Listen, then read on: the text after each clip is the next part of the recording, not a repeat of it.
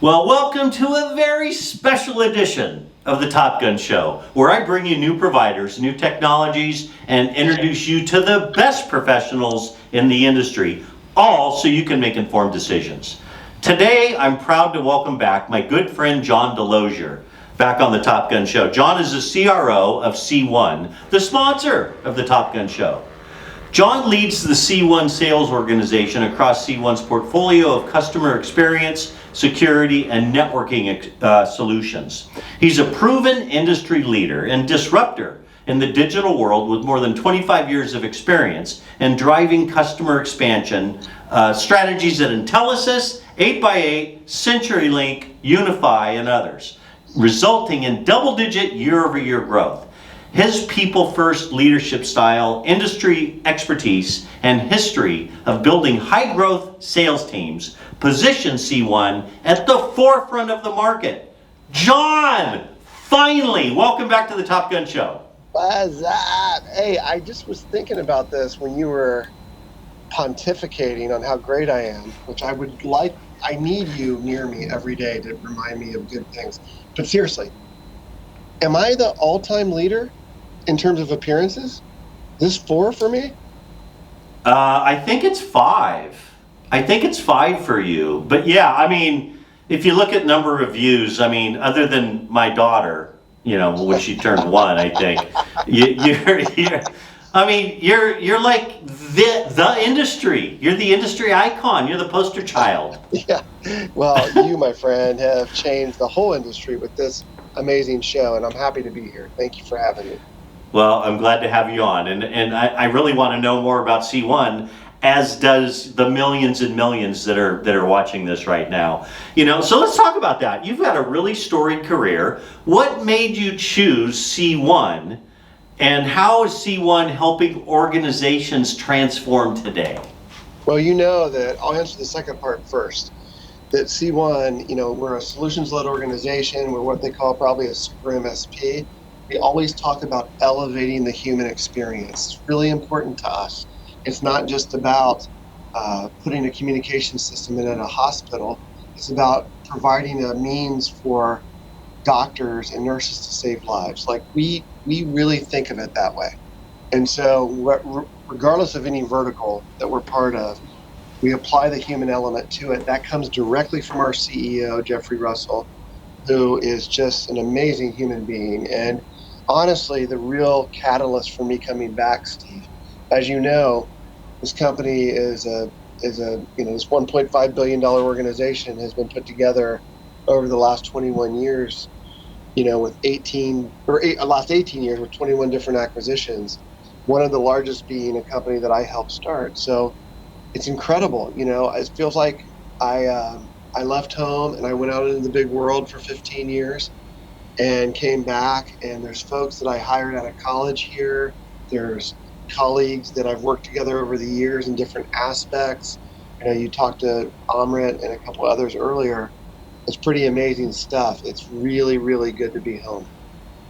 Yeah, you really have come full circle. I mean, what a sense of accomplishment to come back and you know, as a very different leader than you probably were many years ago with your experience and all. It's exciting stuff, man. Congratulations. Well, what makes C1 different? I mean, there's a few TSPs out there. What makes C1 different from other technology solution providers when it comes to communications and collaboration space, or, you know, UC/CC space?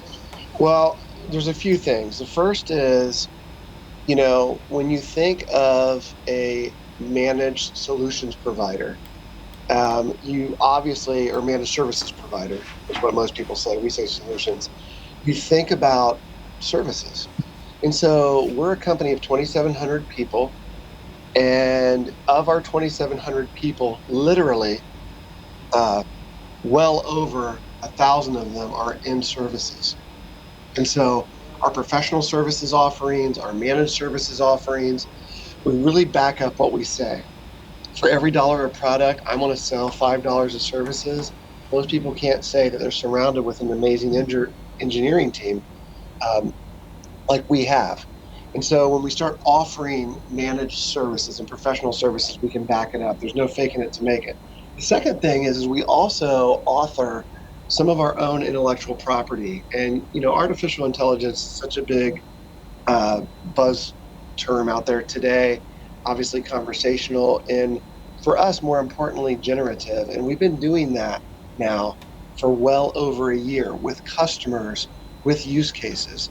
So for us, I think those two things are pretty significant in terms of what separates us from the pack. Yeah, that's good. I'm going to dig in deeper with Amrit on that. He's gonna talk a little bit more about that. That's cool. I love it. Now, let's talk about like the time frame. You've seen a lot of changes in communications, collaboration in that space. What's exciting about this time, right here, right now? Well, first off, you and I have talked about this. I've had the luxury in my career of, look, I graduated from college in '94, right? And I didn't have a cell phone. I didn't have an email address. We started a little company that blew up. I got my first fax machine from Circuit City, wax paper, and I thought I arrived. Steve, I had that pager, that blue visor pager on the belt, praying to God somebody, messaged me, or not messaged me, but beeped me, whatever you call it back then.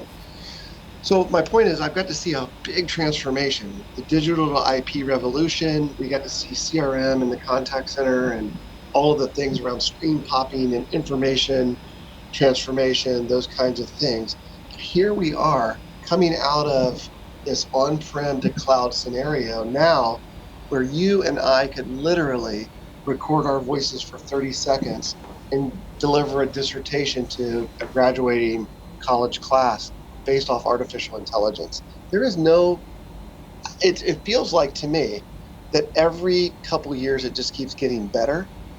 And I will tell you, as a guy that probably has less in front and more behind in terms of a career, that I'd rather be no other place. We've seen more innovation in technology in the last 15 years than we saw in 200 years. So it's pretty impressive and pretty cool to be part of it. That's very, very well said, man. That you just hit the nail on the head with that one. Nice job. Yeah. Nice job. Yes. Well, John, you've been on the Top Gun show numerous times, which is obviously the secret of your success. But Clearly. Here's a weird question. What is your favorite Top Gun show experience or episode? Where I was involved? Could be, okay. Somebody else. First off, I don't want to throw out numbers or throw up gang signs, but 5 times. I'm just saying, nobody else besides your daughter, I think, has eclipsed that. And definitely in views and certainly times. A couple of things come to mind. One, I love the time that you and I kind of were just getting it off the ground, and we met in that conference room, I think in Texas, with 8x8, and it was Jasmina, Mueller, me, Clack, and you. Jess, your wife, was there. That was I think we had a dinner together. It was really a fun day. I love that day. But I love when I love watching the episodes with my pals. And so I love when Janet's on, Janet shines. I love to see Blacken do his thing. Obviously, Jazz. I don't know if you've had Bobby Paul on yet. I've seen, I like when my brother has shown up. You've just done such a great job with this, and people really love it. They really love it. And I think that what started out as a little pet project for you has just grown into this thing where if somebody was writing a book about our industry over the last 5 years, 10 years, Top Gun Show would be part of it. So, it's really fun to be part of it. It's fun to see you succeed at it, and I enjoy being on the show. Well, thank you. I appreciate that. That's very kind of you to say. And I want to close with this. I said this before the camera went on. I don't know anybody in the industry that has as much love and deep respect that you do. And that's because you make everybody else feel so important. Somebody told me early on, you better be nice to everybody, because you never know who you're going to be reporting to, who will be reporting to you, or who you'll be working with. And here we are, 27 years later, and I'm back where I started. So